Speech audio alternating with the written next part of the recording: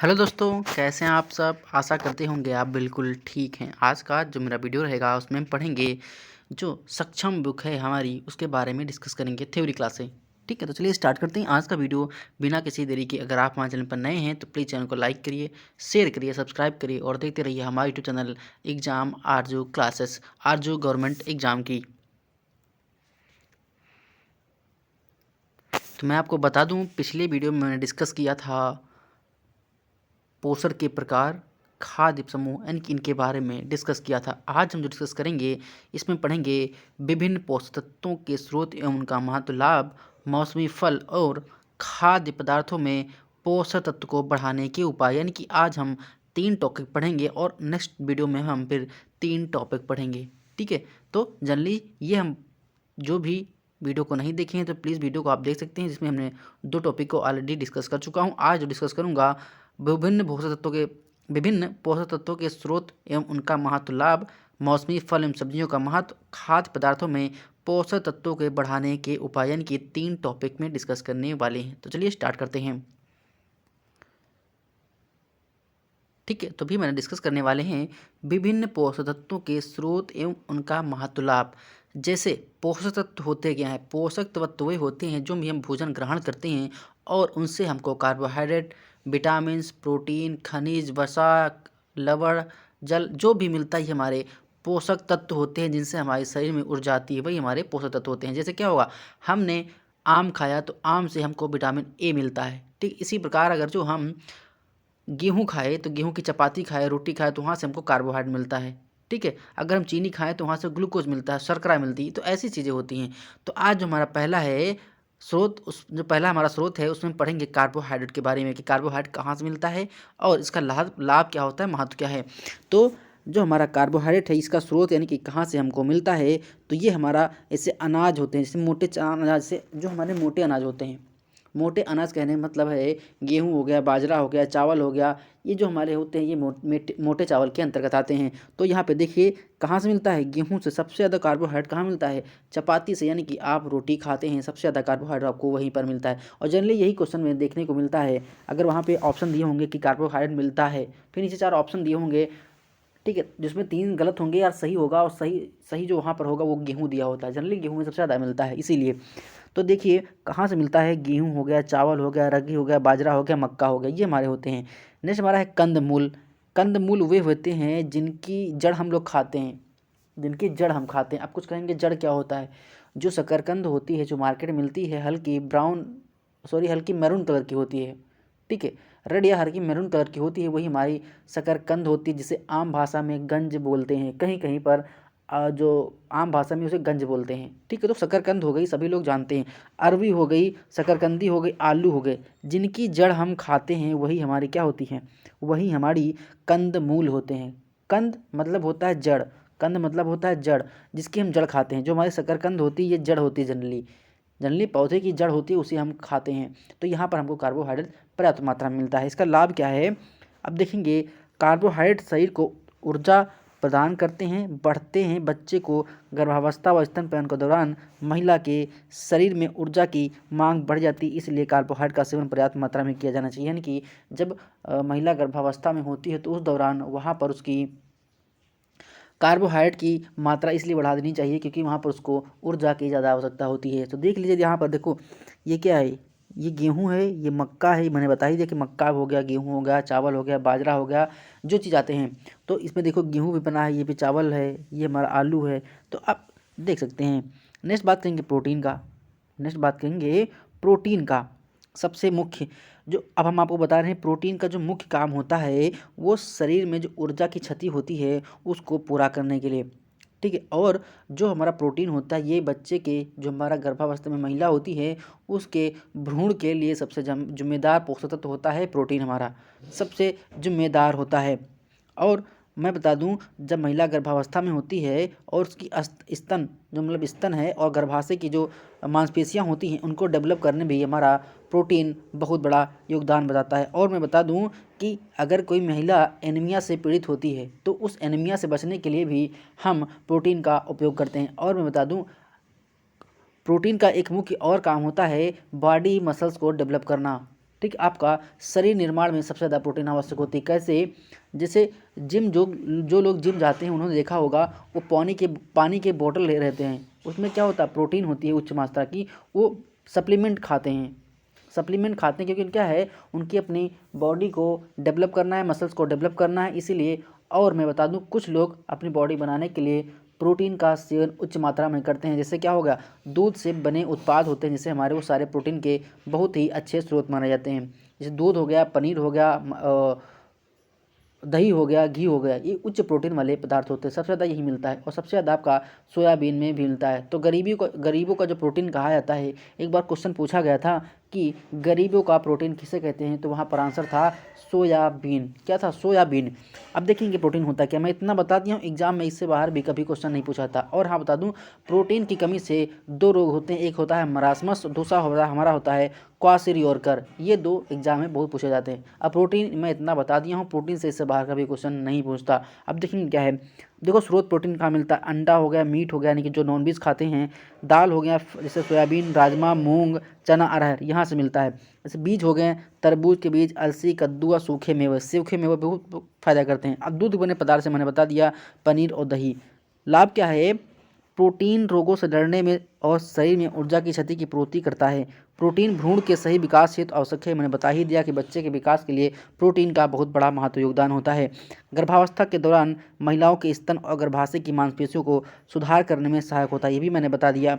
Anaemia से बचाने में भी प्रोटीन का मुख्य योगदान होता है, यानी कि महिला एनीमिक ना होने पाए, उसके शरीर में खून की कमी ना होने पाए, इसलिए प्रोटीन भी अपनी भूमिका बहुत ही अच्छी तरीके से अदा करता है। नेक्स्ट बात करेंगे वसा की।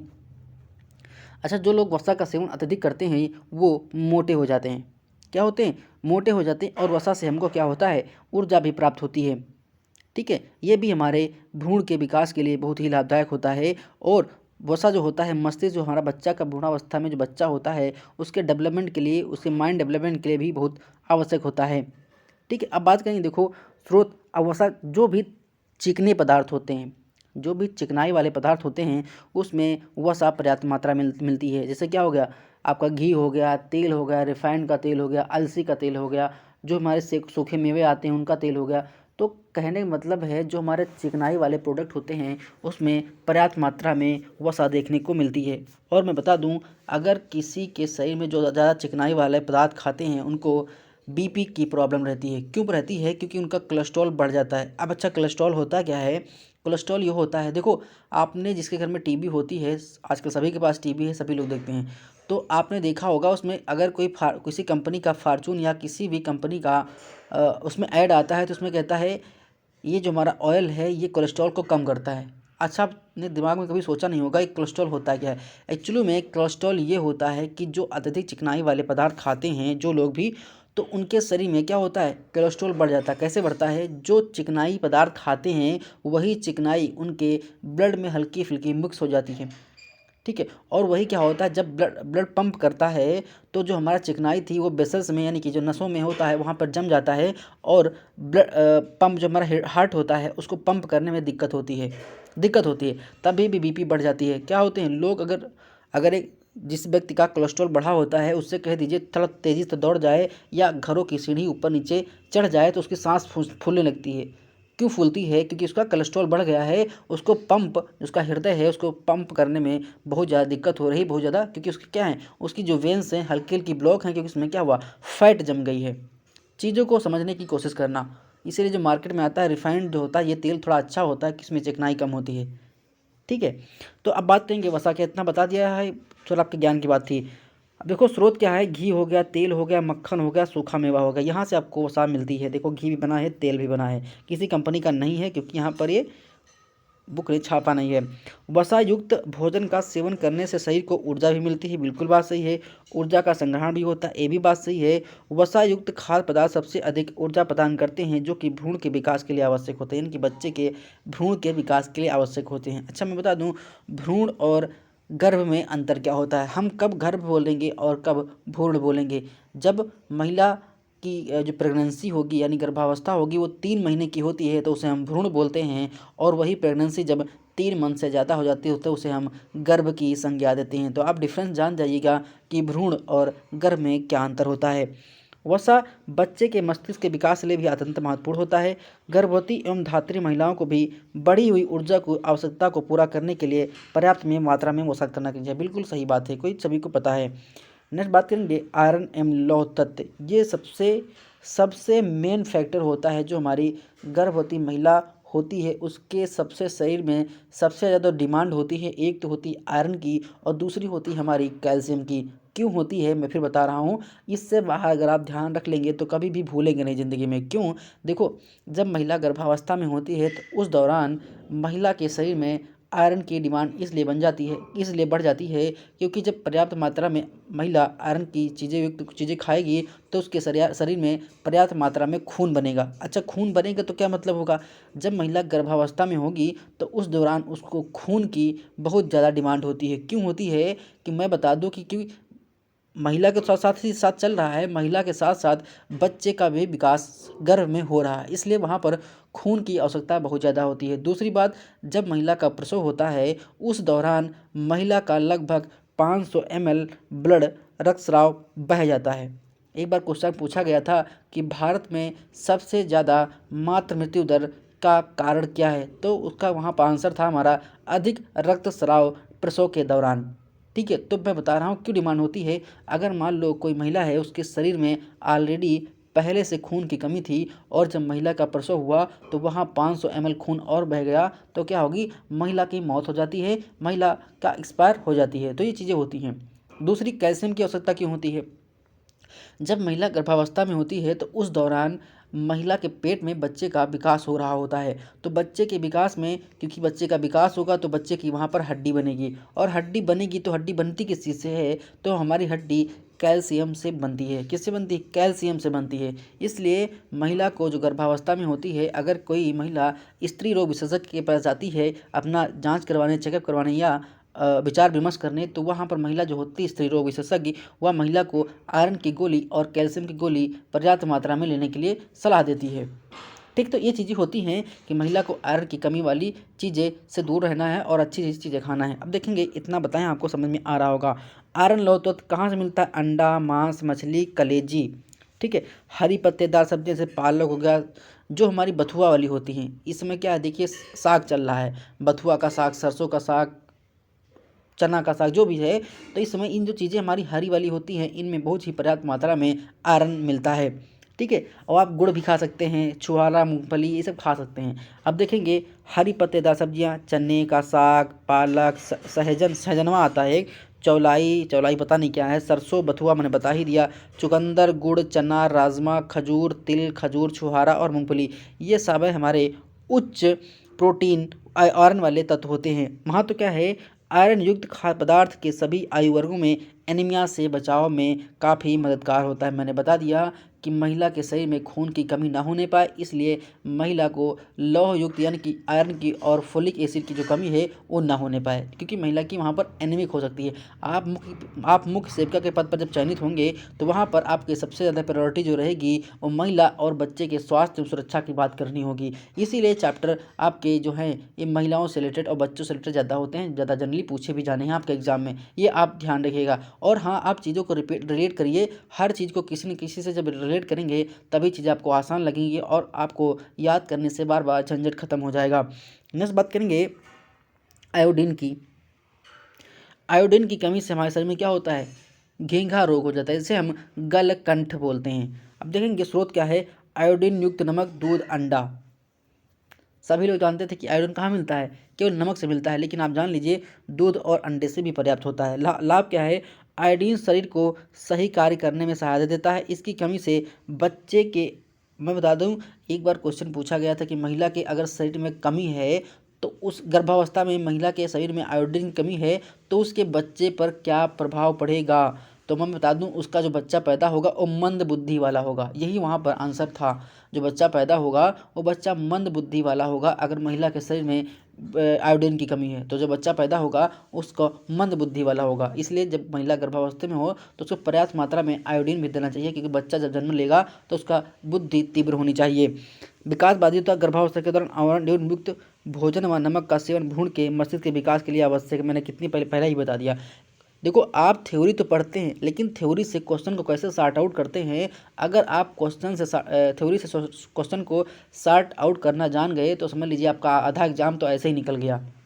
ठीक है, तो महिला को जब गर्भावस्था में होती है तो वहाँ पर आयोडीन की डिमांड ज़्यादा होती है, सॉरी आयोडीन की डिमांड होती है, और अगर ये आयोडीन की डिमांड नहीं पूरी होती है तो बच्चा जो पैदा होगा वो मंद बुद्धि होगा। यहाँ पर लिखा भी है, मैं यहाँ लिखा होने से पहले ही सब कुछ बता देता हूँ।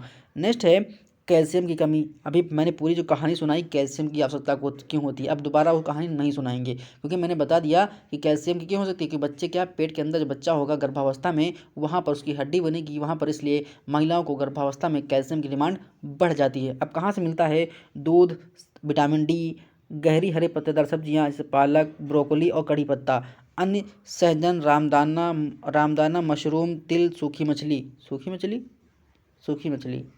सूखी मछली हमने देखा है कि कहीं कहीं पे जा रहे थे, वहाँ पे देखे तो रोड किनारे मछलियों को सुखा रहे थे, छोटी छोटी मछलियाँ थी उनको सुखा रहे थे, वही है क्या सूखी मछली, हो सकता है में भी।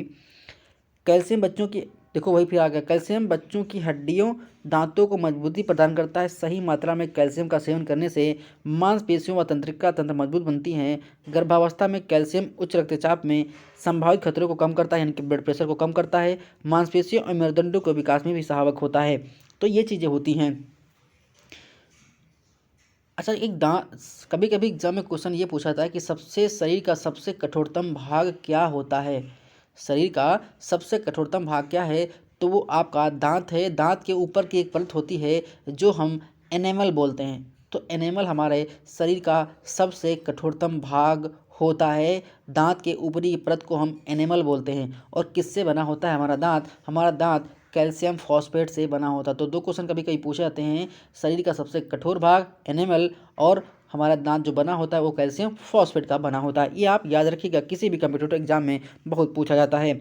नेक्स्ट हमारा है फोलिक एसिड। गहरी हरी पत्तेदार सब्जियां, पालक, सेम की फली, सरसों का साग, अंकुरित दालें, मूंगफली, राजमा, सोयाबीन, कलेजी, मांस, झींगा मछली, ये जो हमारी होती है ये फोलिक एसिड की पर्याप्त मात्रा में क्या होती हैं, पर्याप्त मात्रा में देती हैं। महत्व क्या है, फोलिक एसिड गर्भ में पल रहे बच्चे के मस्तिष्क और मेरुदंडों के विकास में सहायक होता है। गर्भधारण से पहले एवं गर्भावस्था की पहली तिमाही में फोलिक एसिड का सेवन करने से बच्चों को जन्म दोषों से बचा जाता। नहीं कि जो हमारा फोलिक एसिड होता है ये बच्चों में किसी प्रकार की अगर कोई दिक्कत होती है, प्रॉब्लम होती है, मिसकैरेज होता है तो उससे बचाता है। नेक्स्ट बात करेंगे विटामिन ए। सभी vitamin A, vitamin B, vitamin C, vitamin D, vitamin B12 सब कुछ हम पढ़ा चुके हैं। ठीक है, लेकिन इसमें हम आपका रिवीजन करवा रहे हैं। तो यहाँ पर देखिए विटामिन ए होता है जो हमको कहाँ से मिलता है, मैं पहले बता दूँ, इससे बाहर क्वेश्चन कभी नहीं पूछता। विटामिन ए जो है हमारा, ये पीले जो हमारे फल होते हैं जैसे गाजर हो गया, आम हो गया, पपीता हो गया, यहाँ मिलता है पीले फल। अब कुछ लोग सोच रहे होंगे हमारे घर में जो गाजर आती है वो तो नारंगी कर की है, लेकिन मैं बता दूं गाजर भी दो टाइप की आती है, एक पीली होती है, एक नारंगी होती है, लेकिन जो फ़ायदा करती है वो आपकी पीली होती है। जो भी हमारे पीले पदार्थ होते हैं वहाँ पर विटामिन ए पर्याप्त मात्रा में मिलती है। और विटामिन ए की कमी से होता क्या है, हमें रतौंधी या वर्णांधता होता है, शाम को दिखता नहीं है। और विटामिन ए का रासायनिक नाम क्या है, रेटिनाल है। इतना बता दिए, इससे बाहर कभी क्वेश्चन नहीं पूछा जाता है। तो देखिए स्रोत क्या है, पीले व नारंगी फल, सैस, आम, पपीता, तरबूज, गाजर, कद्दू, टमाटर, ये हो गए। पालक, अरबी के पत्ते, अंडी, मछली, कलेजी, कॉड लीवर यानी कि यकृत का लीवर जो तेल होता है। महत्व क्या है, विटामिन ए रतौंधी से बचाव में सहायक होता है एवं आँखों को स्वस्थ रहता है। विटामिन ए युक्त खाद्य पदार्थ का ग्रहण करने से सभी आयु वर्ग की रोग प्रतिरोधक क्षमता भी बढ़ती है, यानी कि विटामिन ए से क्या हुआ, रोग प्रतिरोधक क्षमता भी शरीर में बढ़ती है। धात्री माताओं को विटामिन ए युक्त भोजन सेवन करना चाहिए जिससे कि नवजात शिशु को स्तनपान से पर्याप्त मात्रा में विटामिन प्राप्त हो सके। भाई सही बात है, स्तनपान करवाएंगे तो विटामिन ए वहाँ पर पर्याप्त मात्रा में मिलता है। माँ के दूध में ऐसी कौन सी विटामिन होती है जो नहीं पाई जाती है, माँ के दूध में ऐसी कौन सी विटामिन होती है जो नहीं पाई जाती। ऑप्शन ए है ए, बी, सी, डी एंड के। तो बताइएगा ऐसी कौन सी विटामिन है जो माँ के दूध में नहीं पाई जाती। ये क्वेश्चन मैंने कई बार घटाया है और ये MCQ टाइप जो क्वेश्चन करा रहे थे वहाँ पर क्वेश्चन घूम घूम कर आ रहा था। नेक्स्ट बात करेंगे विटामिन B1 की। तो विटामिन B1 का स्रोत क्या है, मोटे अनाज, मैंने बता ही था, बाजरा हो गया, रागी हो गया और राजमा हो गया, ये हमारे क्या होते हैं, ये हमारे विटामिन B1 के स्रोत होते हैं। मूंगफली हो गया। महत्व क्या है, विटामिन B1 गर्भवती महिलाओं के लिए आवश्यक है क्योंकि यह भ्रूण के मस्तिष्क के विकास में मदद करता है, यानी कि महिला जब जब गर्भावस्था में होती है तो वहाँ पर बच्चा जो पल रहा होता है, भ्रूण पल रहा होता है, उसके मस्तिष्क यानी कि माइंड डेवलपमेंट में बहुत बड़ा योगदान होता है विटामिन B1 का। तो इसके आप याद रखिएगा। नेक्स्ट बात करेंगे विटामिन B12 का। मैं बता दूं विटामिन B12 से एक क्वेश्चन ज़रूर पूछा जाता है कि विटामिन में ऐसी कौन सी धातु है जो विटामिन B12 में मिलती है। तो मैं बता दूं कोबाल्ट ऐसी धातु होती है जो विटामिन B12 में पाई जाती है। एकमात्र ऐसी धातु है जो विटामिन B12 में मिलती है जिसे हम कोबाल्ट बोलते हैं। और विटामिन B12 का नाम क्या होता है? साइनाकोबाल्मिन। रासायनिक नाम क्या है? साइनोकोबाल्मिन। तो नाम से स्पष्ट हो रहा है कोबाल्मिन मतलब कोबाल्ट, कोबाल्मिन मतलब कोबाल्ट। तो आप याद रखिएगा कि जो हमारी विटामिन B12 है उसमें कोबाल्ट धातु देखने को मिलती है जिसका रासायनिक नाम होता है हमारा साइनोकोबाल्मिन। तो इसको आप याद रखिए, किसी भी कम्पिटिटिव एग्जाम में ऐसे पूछा जाता है। अब देखेंगे विटामिन B12 स्रोत क्या है? मांस, मछली, दूध, पनीर, अंडे इत्यादि। महत्व क्या है? विटामिन B12 लाल रक्त कोशिकाओं का निर्माण कर सभी आयु वर्ग के एनीमिया से बचाता है। यानी कि हमारा रेड ब्लड कॉर्पोसेल्स होते हैं, यानी कि जो हमारी RBCs होती है, जो हमारी RBC होती हैं, रेड ब्लड कॉर्पोसेल्स यानी कि लाल रक्त कणिकाएँ, उनके बनने में सहायक होता है। और ये मेरुदंड के स्वस्थ रखने में भी महत्वपूर्ण मात्रा, यानी कि जो आपके बोन मैरो है, मेरुदंड, ठीक है, मेरुदंड कुछ और इंग्लिश में शायद बोलते हैं, मुझे याद नहीं आ रहा है, कोई बात नहीं। नेक्स्ट हमारा है विटामिन B6। ये हमको कहाँ से मिलता है? ये हमारी मांसाहारी स्रोत जैसे अंडा, मीट, दाल, दूध, इससे मिलता है। महत्व क्या है? विटामिन B6 सभी आयु वर्ग व एनीमिया से बचाता करता है। इसकी कमी से त्वचा रोग, थकान, होठों और कोनों को फटना आदि हो सकता है। इसको आप ध्यान रखिएगा, ज़्यादा कुछ खास इंपॉर्टेंट है नहीं। नेक्स्ट बात करेंगे विटामिन C।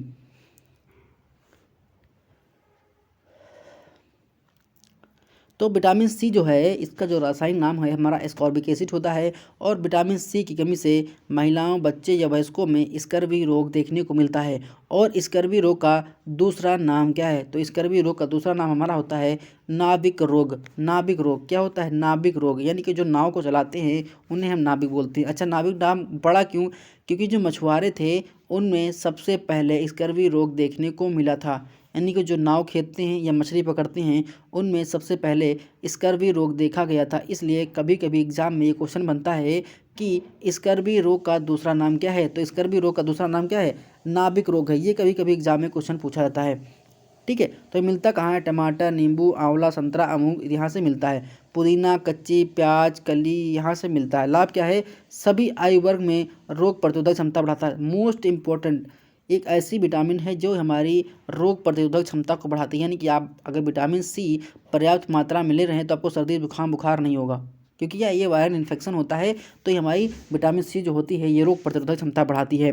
इसकी कमी से मसूड़ों में सूजन आती है, पस आता है, बदबू आती है। यह शरीर में आयरन के अवशोषण को बढ़ाता है जिससे एनीमिक की रोकथाम में सहायता मिलती है। ठीक है, बात सही है। और मैं बता दूं विटामिन C एक ऐसी विटामिन है जो हमारे शरीर में कभी भी स्टोर नहीं होती। यानी कि आप अगर शाम को विटामिन C के सेवन करते हैं तो मॉर्निंग में जब आप यूरिन त्याग करेंगे, यानी कि जब आप मूत्र त्याग करेंगे, तो वहाँ पर आपकी विटामिन C बह जाएगी। इसीलिए कभी कभी क्वेश्चन ये पूछा जाता है कि ऐसी कौन सी विटामिन है जो हमारे शरीर में कभी स्टोर नहीं होती। तो विटामिन C जो हमारी है पर्याप्त मात्रा में ले रहे हैं तो कोई दिक्कत नहीं है, सुबह मॉर्निंग में यूरिन के थ्रू बाहर निकल जाएगी। नेक्स्ट बात करेंगे विटामिन D की। तो विटामिन D का स्रोत क्या है? मछली, कलेजी, अंडे, जर्दी, ये हमारी विटामिन D के स्रोत होते हैं। और विटामिन D मिलता कहाँ से हमको? सूर्य की रोशनी से मिलता है। कहाँ? सूर्य की किरणों से मिलता है मॉर्निंग में 11 बजे तक। 11 बजे आप 1 बजे 1:30 बजे चले जाएंगे तो वहाँ पर आपको विटामिन D नहीं मिलेगा और आप क्या होंगे? कल्लू हो जाएंगे, करिया हो जाएंगे, ठीक है। दूध हो गया, सूर्य का प्रकाश हो गया, सुबह 11 से दोपहर 2 बजे तक की धूप, सुबह 11 से दोपहर 2 बजे तक की धूप शरीर विटामिन में मदद करता है। देखो एक बुक में ये लिखा था कि आप सुबह मॉर्निंग में 11 बजे तक बैठते हैं, लेकिन यहाँ पे क्या लिखा है? 11 से 2 बजे तक लिखते हैं। लेकिन एक बुक में लिखा था कि अगर आप 11 बजे तक बैठते हैं तो आपको विटामिन D मिलेगा, उसके बाद नहीं मिलेगा। अब कौन सी बुक सही है या नहीं पता है, क्योंकि यहाँ पर हम शायद जो पढ़े वहाँ 11 बजे तक उस पर भी लिखा था। तो आप गूगल करके देख लीजिएगा, ठीक है। नेक्स्ट हमारा है गर्भावस्था के दौरान विटामिन D के शरीर में पर्याप्त उपलब्धता से गर्भवती महिला का उच्च रक्तचाप से बचाव होता है। साथ ही साथ जन्म के समय में वजन और समय पूर्व, ये ठीक बिल्कुल बात सही है। अब बात करेंगे आवश्यक फैटी एसिड ओमेगा 3 या ओमेगा 6, ये क्या होता है? स्रोत क्या है? फ्लैक्स, चिया के बीज या अखरोट, जहाँ में चिकने पदार्थ होते हैं वहाँ से मिलता है। नट्स हो गए, मछली हो गए। नट्स यानी कि वही मूंगफली वगैरह जो होता है। महत्व क्या है? आवश्यक फैटी एसिड का कार्य शरीर की क्रियाओं को सही तरीके से संचालित करना, बिल्कुल सही है। यह शरीर में बुरे फैट को कम करता है, यानी कि इसका अगर आप सेवन कर रहे हैं तो आप मोटे नहीं होंगे। इनका विशेष योगदान हृदय केंद्र को संचालन में है। यह दिल की बीमारियों से भी बचाव करता है। ओमेगा 3 एसिड की कमी से नींद कम आना, त्वचा और बाल का बेजान होना, यानी कि आपके चेहरे पर क्या होगा, साइनस कम आती है। एकाग्रता में कमी, आंखों संबंधी परेशानियां और जोड़ों में दर्द होता है। यह शरीर की रोग प्रतिरोधक क्षमता बढ़ाती है। गर्भवती स्त्री और शिशु के लिए ओमेगा 3 एसिड ऐसी काफ़ी ज़रूरी होता है। इनसे खाने से शिशु का शरीर मस्तिष्क का सही विकास होता है, यानी कि अगर पर्याप्त मात्रा में ले रहे हैं तो वहाँ पर विकास होगा। अब देखो यहाँ पर यह मौसमी फल एवं सब्जियों के बारे में बता रहे हैं। मौसमी फल एवं सब्जियों के बारे में बता रहे हैं क्या होता है। देखो मौसमी फल वो होते हैं, आप इतना जान लीजिए, पढ़ने से पढ़ लीजिएगा आप। मौसमी वे फल होते हैं, इस समय क्या है, प्रेजेंट टाइप में आपको आम नहीं खाने को मिलेगा। आम क्या है, मई जून जुलाई में मिलता है। तो ये होता है मौसमी, यानी कि मौसम के हिसाब से फलों का मिलना हमारा मौसमी फल होता है। प्रकृति में उपलब्ध मौसमी फल सब्जियां शरीर के बीमारियों से लड़ने में मदद करते हैं। कुछ फल सब्जियां जैसे केला, प्याज, आलू पूरे साल आसानी से मिल जाते हैं, परंतु कुछ ऐसे जो कि इस विशेष समय में पाए जाते हैं। ठीक है, कुछ ऐसे ऐसे जैसे केला क्या होता है, पूरे साल मिलता है।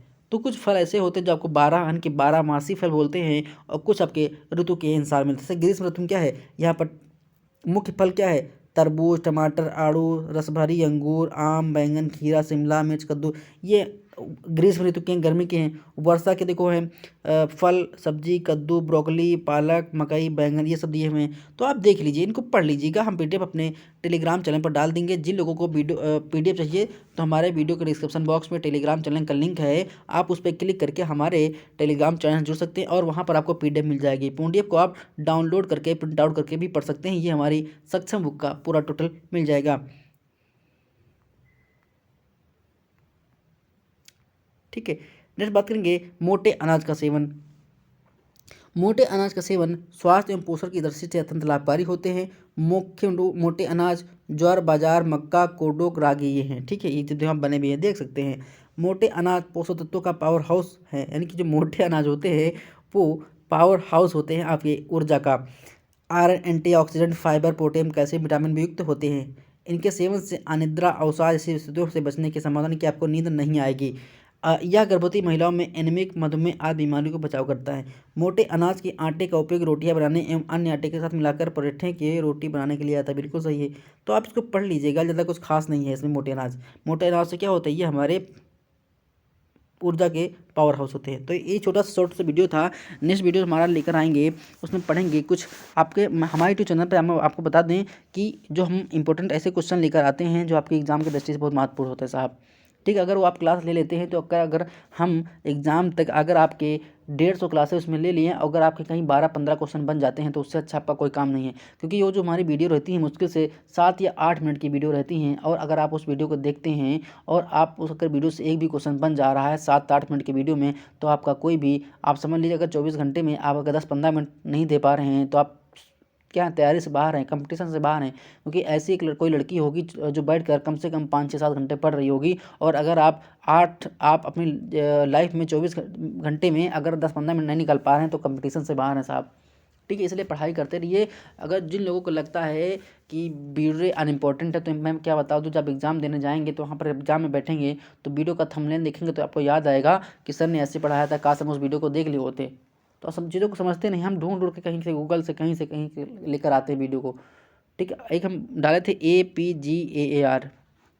ठीक है, अपगार क्या होता है, ये क्वेश्चन कई बार पूछा भी गया है, हमने बताया था उस वीडियो में डाला भी था कि अपगार में क्वेश्चन कैसे पूछता है। जिन लोगों को अपगार का आंसर पता है कि APGAR का फुल फॉर्म क्या होता है तो कमेंट बॉक्स में APGAR का फुल फॉर्म बता दीजिएगा।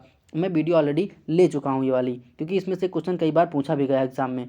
तो APGAR का फुल फॉर्म क्या होता है कमेंट बॉक्स में जरूर छापिएगा। मिलते हैं नेक्स्ट वीडियो में। धन्यवाद, शुक्रिया, आपका दिन शुभ हो, मंगलमय हो।